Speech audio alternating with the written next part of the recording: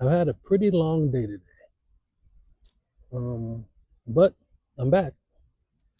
You know, um, I took a little hiatus from Seen Unheard to work on another project. One moment. Another project that popped up, and well, that one's still growing and doing its thing, and I'm figuring that out. Because the last drop was October 2025. We're now in August 1st, 2026. And even the whole time I was always designing stuff, watching different fashion videos, thinking of ideas, designing them. So I came to the conclusion that I have to do something that I can actually see myself long term doing it. And that's not to say that other project, Puzzle Stories, isn't, but I guess I can say it wasn't necessarily working out how I thought it would or seen it to work out.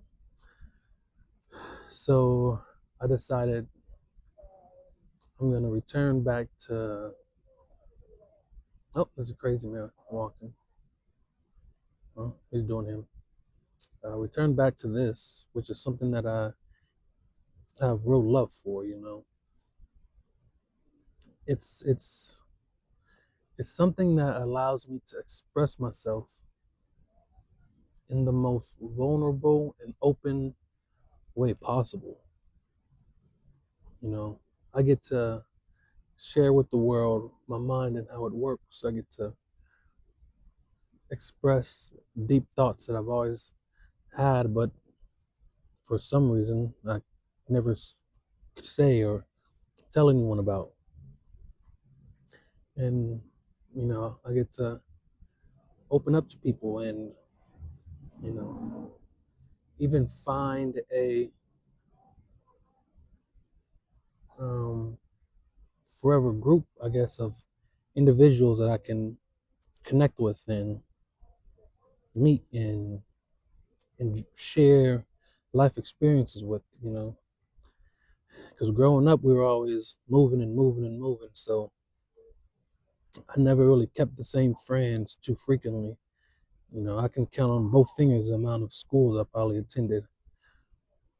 um, and yeah, I think that also is the reason why I jumped to different projects so quickly. And I'm sure it plays a part in why I'm, okay, let me go do this one. And, you know, your upbringing plays a big part in how you live your life and how you perceive life and stuff like that. So I'm not surprised.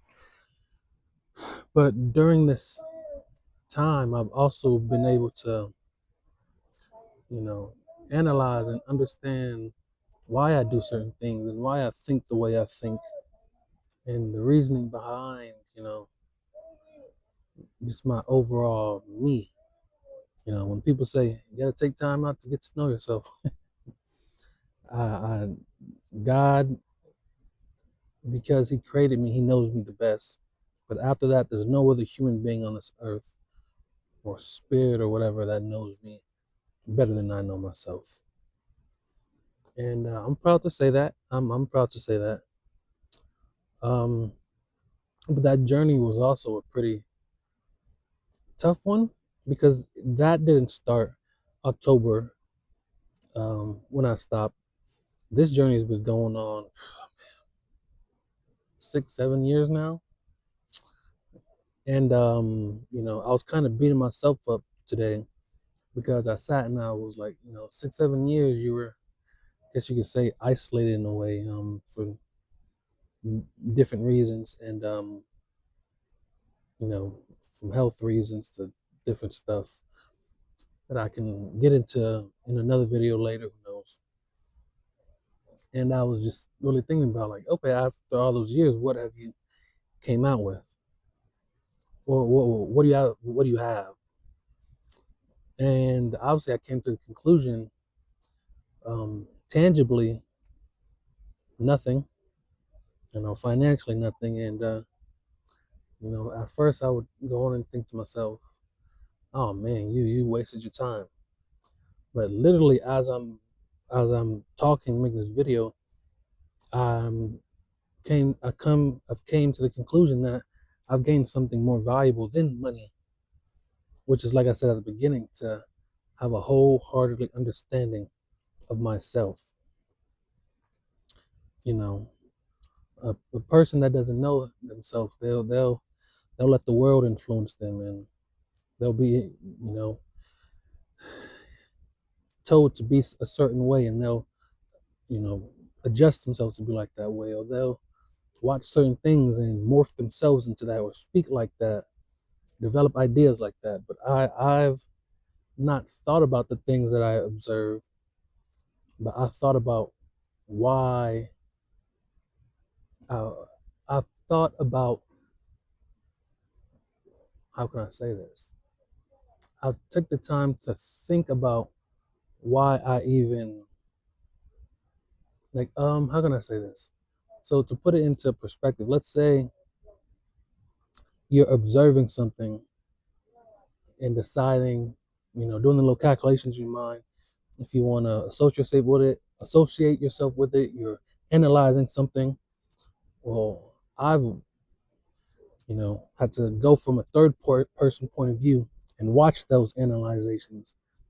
So analyze why I analyze things, and think about why I think or how I think, and the effects that, like I said, my upbringing played on the way I think and the things I gravitate towards. And a lot of them I've been able to change and readjust. Some things I kind of feel like it's not gonna change, but they're not necessarily deal breakers for me. You know, Obviously nobody is. I mean, people like to say nobody's perfect, but who are we comparing ourselves to?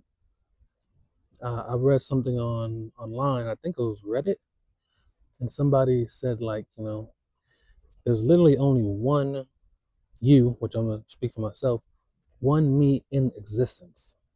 There will only ever be one me, like me, Emmanuel Lavelle, right here. How I look, how I talk, the experience I went through, and how it developed me into who I am right now. There's only That's a one of one. And it said that because you're one of one, like, you have to be perfect. God made you exactly like that. I've seen the world. We go through some things, and it alters us, but I still really believe that because I am that one of one. And I really sat and thought about it, like, what do I do that, like the Bible says, don't do what you hate. So doing things that I hate, I guess okay, no, but that's, like I'm saying, that's the perfect part. I love myself so much that I took the time. Notification. Damn, my mind's going everywhere. What was I saying? Love myself, yeah, perfect, one of one. There are things that I couldn't foresee or handle that happened, and life's not perfect. Sometimes because life's not perfect, negative things happen to you, and sometimes because life's not perfect, positive things happen to you. And some people are dealt with the shorthand of the stick. There's people right now being born in a third world country. They had no say so to be in this world, and they're just there. There's people in India in the slums born right now. And what even makes it worse is that they have these devices so they can see certain lifestyles and luxury lifestyles. And now they want to attain it, but they don't have the certain resources because where they're at and where they're born, and the education levels, and poverty, the hygiene, the food they eat, all that plays a part. And then there's somebody, right, a young individual that was born in Beverly Hills, or family has a mansion, the dad's a lawyer, mom's maybe a doctor, vet, and they're on track to go to USC or UCLA. One thing I was thinking about on this little hiatus is I was doing research on sex trafficking, especially here because I'm in Los Angeles. So the Figueroa area. Even when I was a kid, I saw girls walking up and down that street, um, half naked. And as a kid, I had to watch this, and it was a norm. You know, I'm walking to school, and there's a girl at 7 a.m. walking across the street with a jacket and sometimes no jacket, but with a underwear, bra, and high heels. Some girls with just short mini skirts that had their backside hanging out. That was what I observed as a kid. And even that plays a part in how I see things and experience and deal with women. We'll get into that another time. But yeah, the sex trafficking Figueroa, and I oh, that's what I was thinking. I thought about it. It's like right now there's a 14, 15, 16-year-old girl. We're even going to say 18, 19-year-old girl. Right now, it's probably about 8:40, maybe 9. She's on the street and she has to meet a quota to have sex with what, maybe 10, 15, 20 people a day. A girl that same age is, you know, worrying about her classes for the upcoming fall at UCLA. And something when I was on campus at UCLA, I was just thinking about this, seeing these new kids, uh, you know, rushing to find their first class or first day class, stressing, hey, do you know what this pudding is? I'm like, damn, that's your only problem and worry right now. There's somebody your age right now that's denied education and now she's selling herself half naked on a corner, having to have sex with multiple men a day just to survive. You see how that's like, So those are the little things that I was just thinking about. Life. It's not fair, but I do believe that it's not God's responsibility to make sure it's quote unquote fair, but it's ours, you know, because those girls that are on the corner, thousands of men drive by them every day. Some stop and, solicit services, and some drive right by. Some, I'm sure there's police officers that actually indulge in it. So it really comes down to just us helping one another, you know, playing our part and being a world peace, you know, where each of us individually, you know, it's like a big puzzle, and we're each a piece in that. And some people just aren't, put in the right place. But if we really all focus on ourselves and being at peace within ourselves, and then expressing that peace out into the world, man, we'll be good. So I say all this to say, me coming back to my clothing company, Seen Unheard, this is what I will be doing. You know, using the fabrics in fashion to express concepts that really awaken the soul in people, make people question themselves and their actions, but really mainly just allow people to express themselves and share who they truly are to the world. And this is all based off my observations of people and situations. And I also really mainly want to, people always say this, but provide some type of resources in obviously in different situations of the world, like I said, the sex trafficking, but even people in the fashion space. I'm here in Los Angeles, and I realize that there's no quote unquote fashion social hub. You know, in Atlanta, they have the Atlanta Streetwear Market, and that was cool. I watch those videos a lot. New York, they have the fashion streets. And everyone's always walking in there, little parties and stuff. But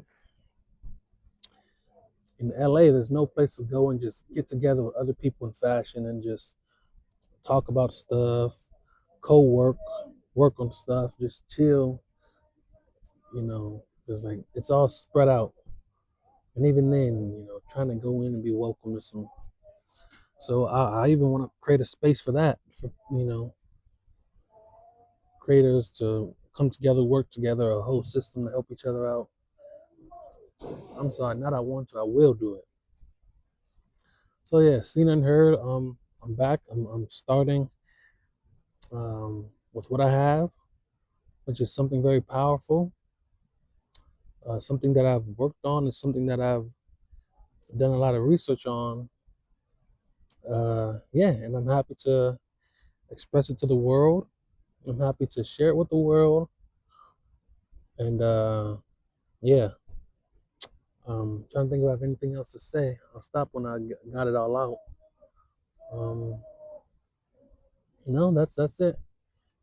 This is Emmanuel Lavelle, seen and heard.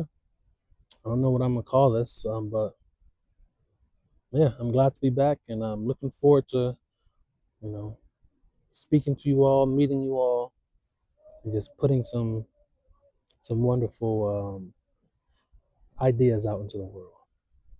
Thank you all for listening. Catch you later.